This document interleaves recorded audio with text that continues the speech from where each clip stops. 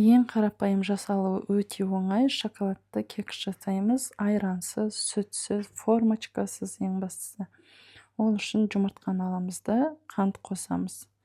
Қант қосып және сұйық май қосып, жақсылап тұрып араластыратын боламыз.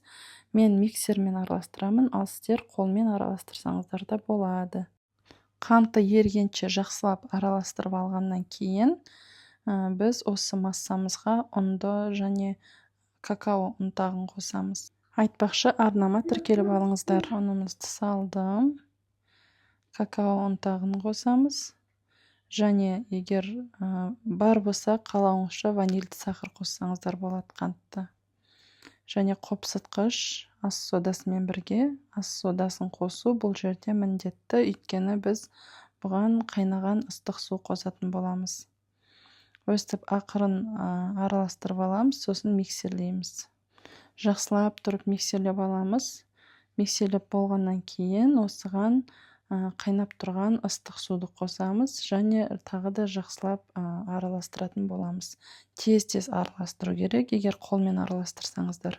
Осы дайын болған массамызды енді формочкаға құятын боламыз. Ол формочка, менде формочка болмағаннан кейін дүкеннен осындай одноразовый түрі бар екен. Екеуі бірге 500-ақ теңге тұрады. Осындай мен сияқты осындай затты алып қолдансаңыздар болады. Бір рет емес, бірнеше рет қолдансаңыздар болады екен. Өзіме қатты ұнады.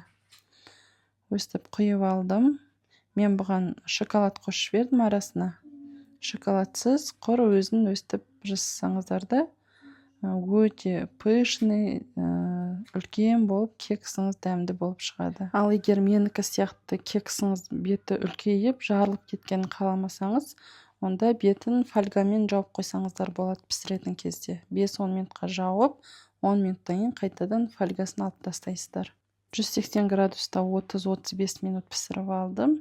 Кекс өте дәмді, арасындағы шоколадтармен мүлдем керемет болып шықты. Сіздермен болған Айгерім ас Софи. Осы рецепті міндетті түрде сақтап алыңыздар және арнама тіркелуді ұмытпаңыздар.